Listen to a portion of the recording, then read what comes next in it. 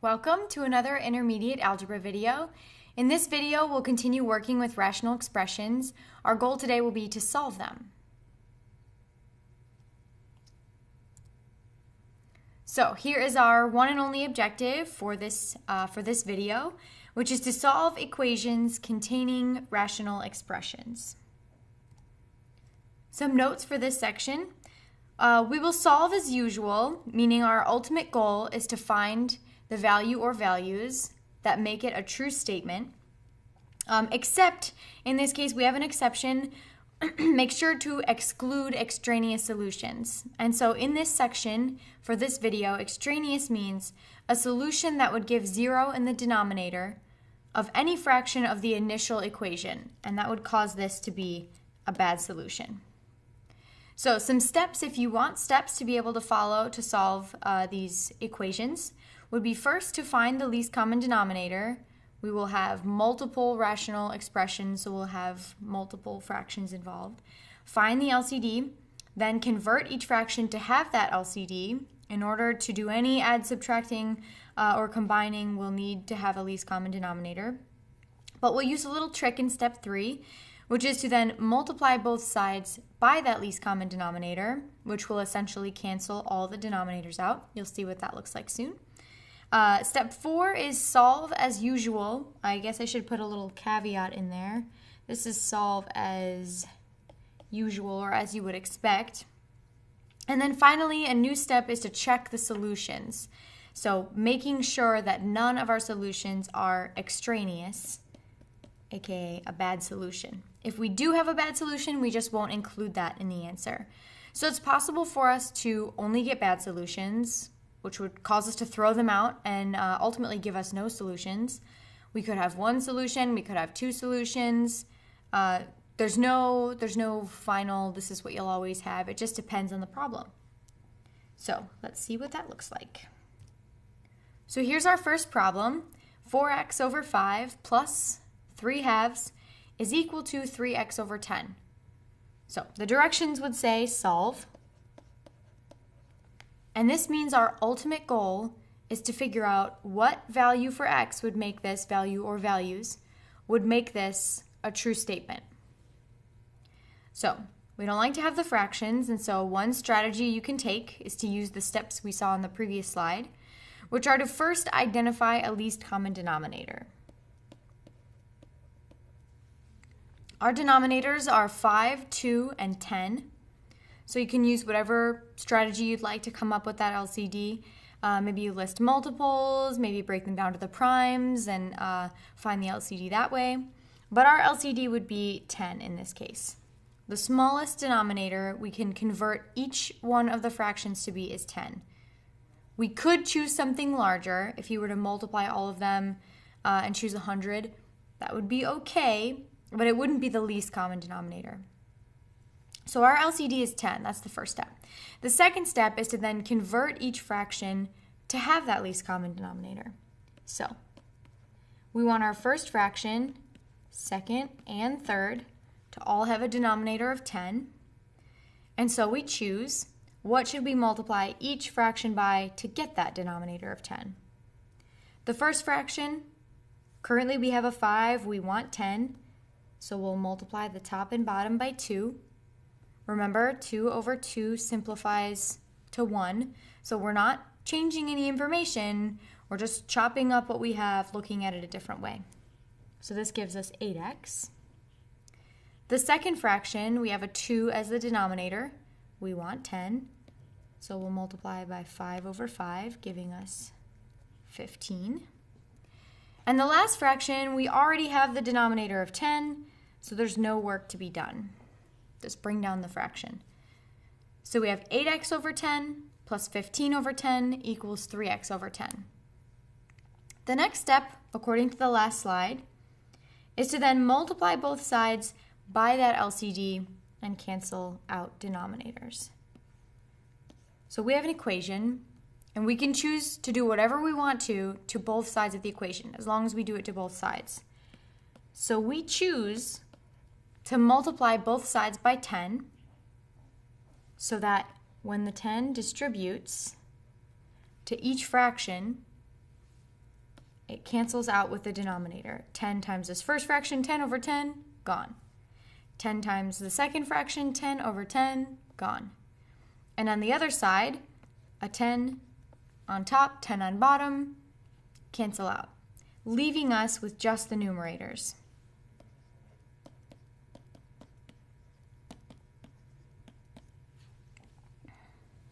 Now, the fourth step is solve, which means kind of go back to what you would initially imagine a problem would ask you to do for solving. This could mean a lot of different things. In this case, our technique for solving, we only have x to the first power, would be to get all the x's on one side. So we'll subtract 8x from each side.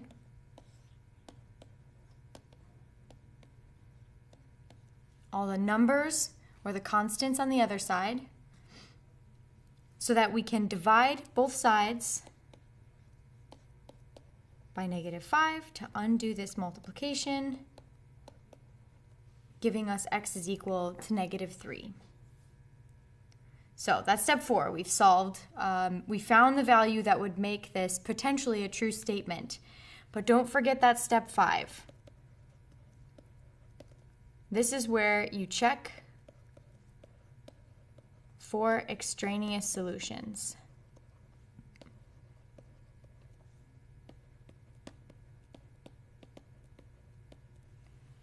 Remember, extraneous in this section means that it would give a 0 in the denominator. You can type it in on the calculator to see for yourself. If you type anything divided by 0, the calculator gives you an error. You can't divide by 0. It doesn't make sense. So we just verify. Here's our initial equation.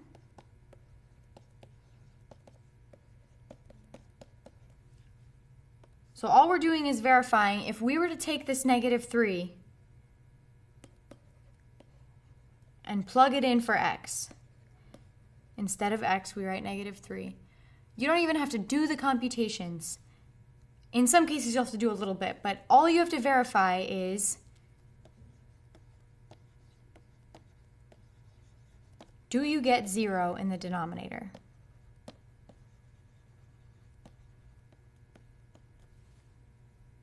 Plugging in -3 doesn't have any effect on the denominator. Our denominators still remain 5, 2, and 10.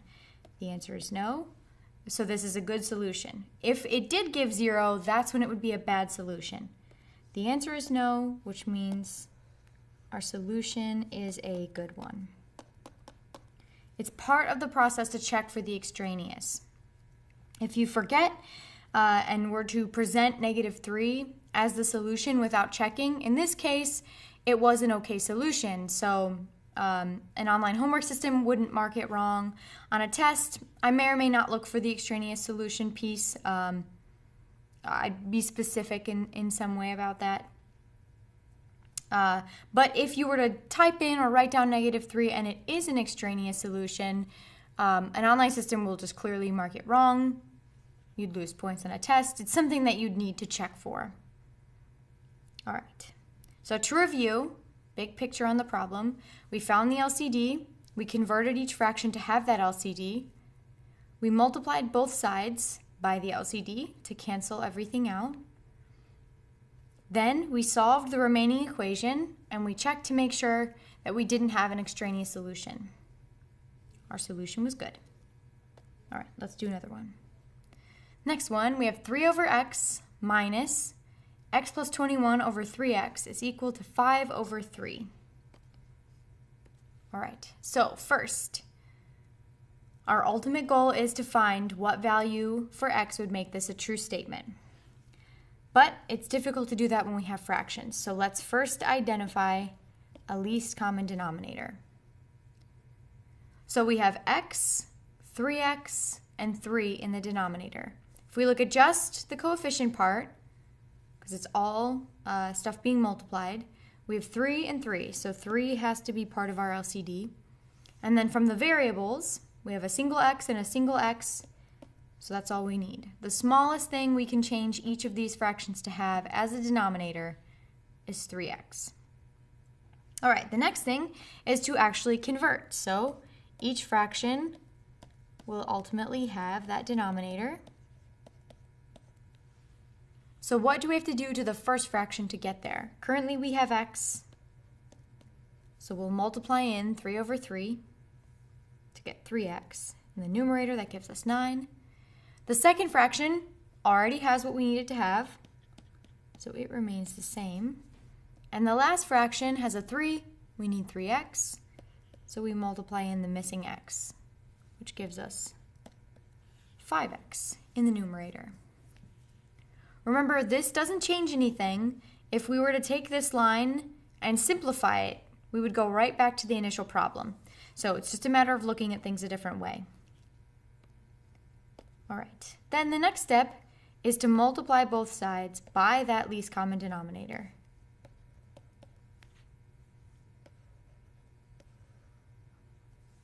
The 3x goes to each fraction.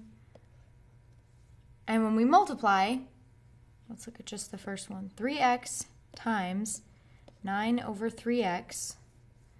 This is 3x over 1. We have a 3x on top, a 3x on the bottom, and this is what happens with every set of denominators. They all cancel out, leaving us with just the numerators. So we have 9 minus, now this entire second fraction is being subtracted, so it should go in parentheses. Minus x plus 21 is equal to 5x. Now, continue solving. So the next step would be to distribute this negative. 9 minus x minus 21 equals 5x. Combine like terms. 9 minus 21, negative 12. Get the x's on one side, numbers on the other, so we'll add x to both sides.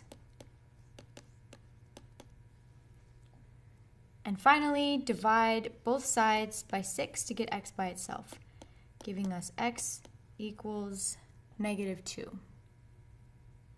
So this is our proposed solution. Then we check. Step 5, check. So let's plug that negative 2 into our initial problem. I'm going to write down this initial problem again. If I take negative 2 and plug it in,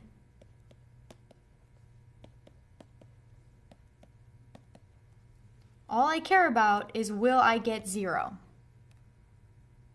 If I plug in negative 2 for all x's, will I get a 0 in any of the denominators? This would be a negative 2, this would be a negative 6, this one's still a 3. So we're good to go. Didn't get 0. Oops.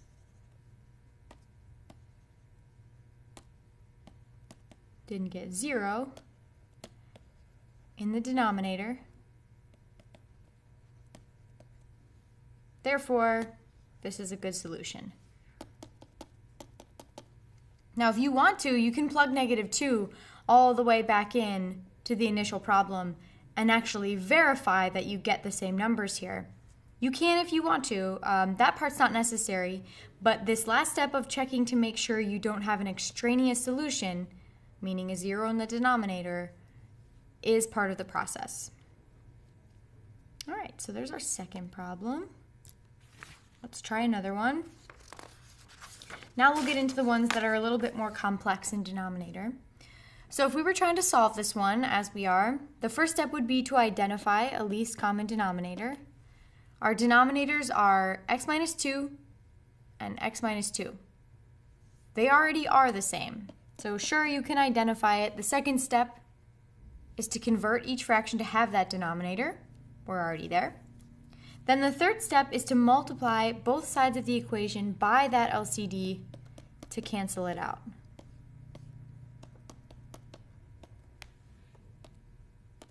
So just like if you multiply in the previous problem, you multiplied both sides by 3x. We had a 3x on top and a 3x on the bottom, and they canceled.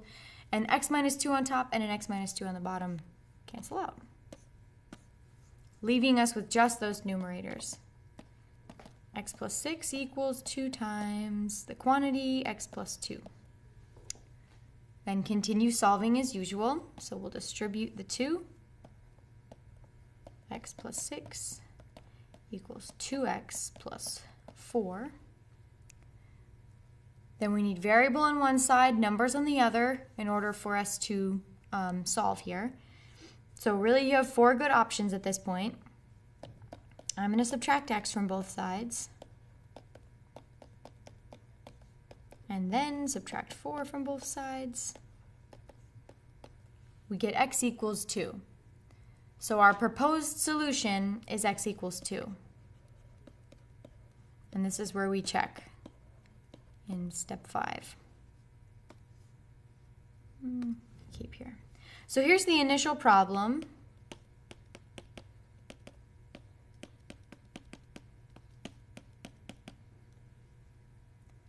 If we plug in 2,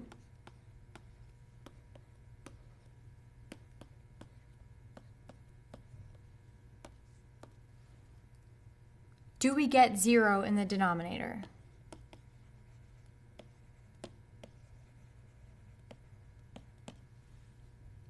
In this case, yes, plugging in 2 here, 2 minus 2, gives us 0. 0 in the denominator is no good. That means this solution is extraneous. Therefore, we do not include it. It was a proposed solution. It turns out it doesn't work.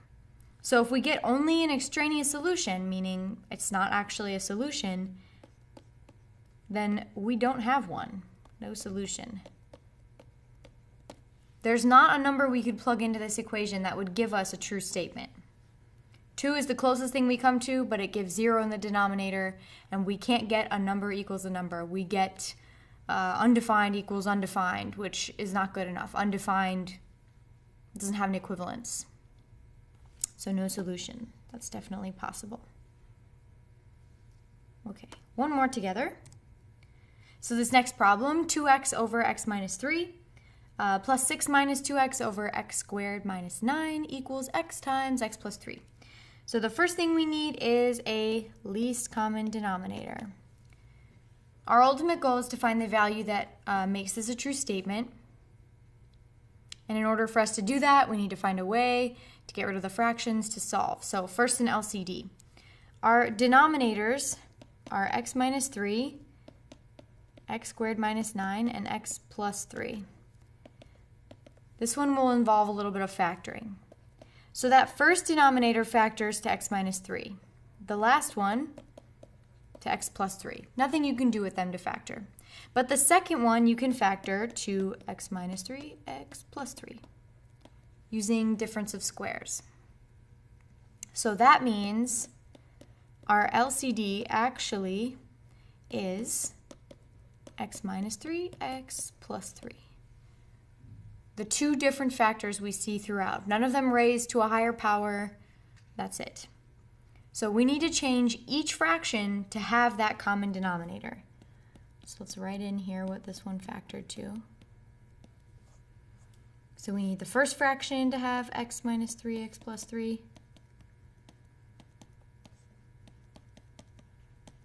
The second fraction and the third. There could be more than 3 fractions in a problem. This one has 3. Okay, so then we have to figure out what each fraction is missing. The first fraction has the x minus 3. It needs the x plus 3. So we multiply in top and bottom x plus 3. So in this numerator, we have 2x times the quantity x plus 3. You can carry that multiplication out right away. That's fine. I'm going to hold off.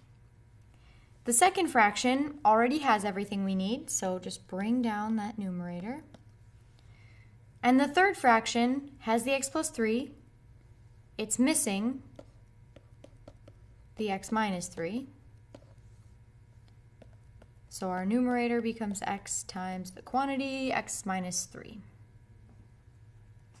So that's step 1 and step 2. We found the LCD. We converted each fraction to have that LCD. Now, multiply both sides of the equation by that LCD. X minus 3, x plus 3. And what happens, as in all of our problems, this gets distributed. All denominators get canceled out. A nice trick we can use.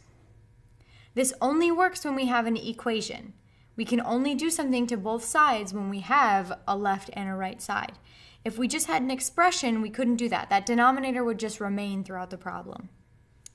Okay, so we have 2x times the quantity x plus 3 plus 6 minus 2x equals x times x minus 3. And now this is the problem that we are tasked with solving. So first we'll distribute 2x squared plus 6x plus 6 minus 2x equals, distribute the x squared minus 3x. Combine some like terms. We have 2x squared plus 4x plus 6 equals x squared minus 3x. And now in most problems, if it says solve, thus far our goal has been get x on one side, numbers on the other. But we have an x squared here. We don't have a single x. We can't combine x squared and x. If this is the case, then our strategy has to be different. Our strategy is going to have to be factoring in order for us to solve this. So if we're going to use that method, we need everything on one side. So let's bring these two terms over. We'll subtract x squared and we'll add 3x, giving us x squared plus 7x plus 6 equals 0. So we have it equal to 0, which is what we need. And the reason we need it equal to 0 is that if we can get it to be a factor times another factor, something times something, one of the two somethings has to be 0, and so that's where our two solutions will come from. So going back to factoring, you can use AC method on this. I'm just going to go ahead and give you the factored form of this. Remember, if you need additional help on the factoring part of things, you can go back to the video where we went over some factoring, or you may have to seek some additional help. Check out other videos posted, check out other problems posted. So this one factors to x plus 6, x plus 1. And if we have x plus 6 times x plus 1 equals 0, two things multiplied to give you 0, well, then either x plus 6 is 0 or x plus 1 is 0. Solve these two mini equations.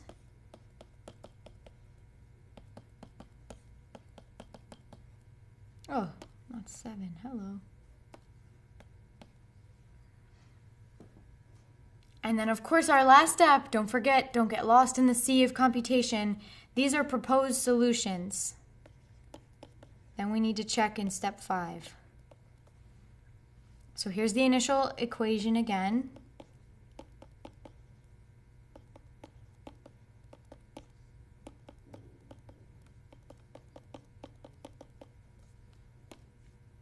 If I plug -6 in, will I get 0 in the denominator? In this case, no. That means -6 is a good solution. And typically I've been plugging -6 in everywhere, but we're really only concerned if it's a 0 in the denominator. 0 in the numerator is okay. So this one's good. How about -1? If we plug in -1,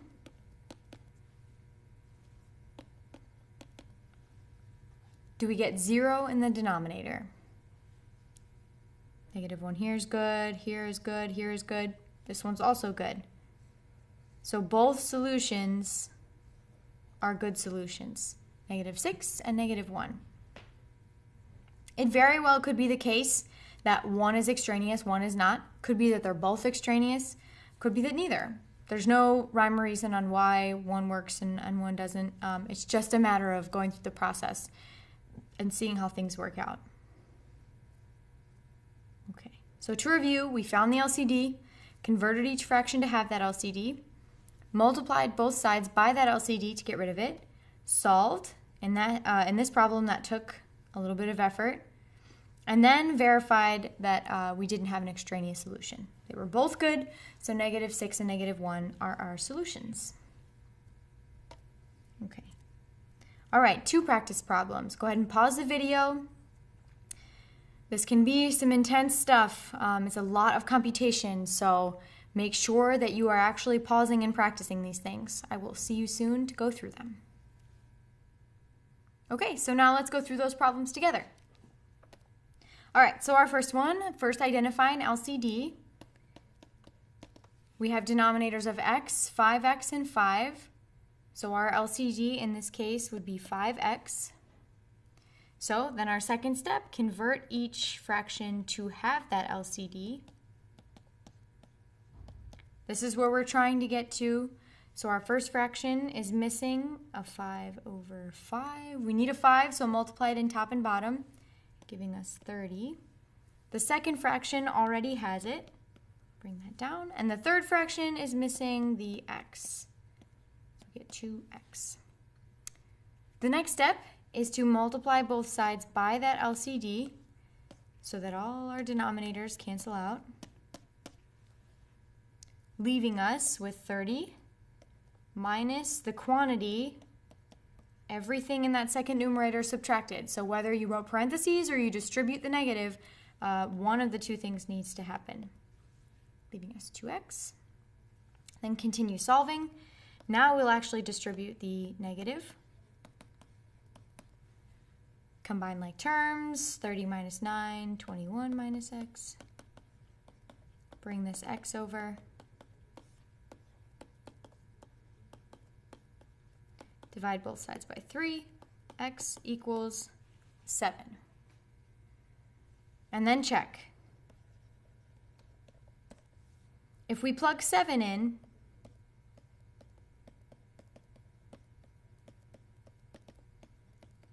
will we get 0 in the denominator?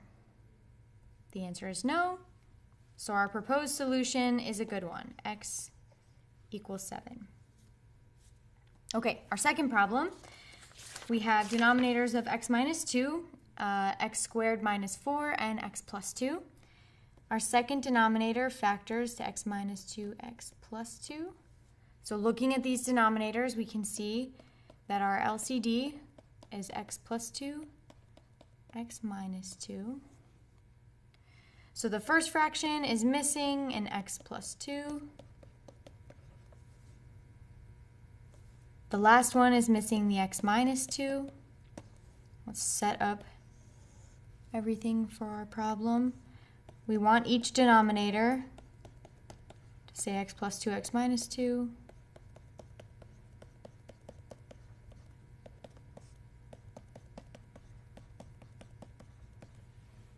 So the first fraction becomes 2 times the quantity x plus 2.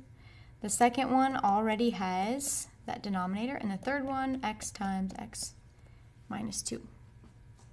Our next step, multiply both sides by that LCD. I'm just going to write LCD and then cancel it out with all our denominators, leaving us with 2 times the quantity, x plus 2, minus, be careful here, this is also a quantity, distribute now or later.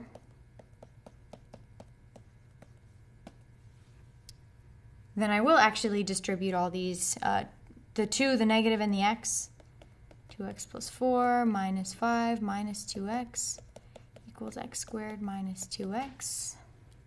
This might feel fast. The intention is that you've done this as a practice problem. All right. On the left-hand side, we have 2x minus 2x cancels out. And then 4 minus 5 gives us -1 equals x squared minus 2x. We can again see that we have a second power here, so our only option for solving is going to be factoring. Long term, you'll have another option, but at this stage, it'll just be factoring. So we need it to be equal to 0, so I'm going to add 1 to both sides. Then we need to factor. This problem factors to x minus 1 times the quantity x minus 1. So set each one of them equal to 0. Let's bring it up here. And solve. We get x equals 1 and x equals 1. It's the same solution. You won't type in that solution more than once. So I'm going to cross that one out just because it is the same solution. And then go back and verify if I plug this in to the denominator for x, will I get 0? First denominator, no. Second denominator, no. Third, no. So this solution is a good one. X equals 1. So to review, we found an LCD, converted each fraction to have that LCD, multiplied by that LCD to cancel out denominators, solved. In this case, that solving involved factoring since we had an x squared in the picture, and then we checked our solution. It was not extraneous, so x is 1 is our answer. Hearts, stars, horseshoes, you made it. Okay. So that completes this video. Go ahead and work on the homework. If you have questions or concerns, always feel free to email me, and I'll see you soon for another video.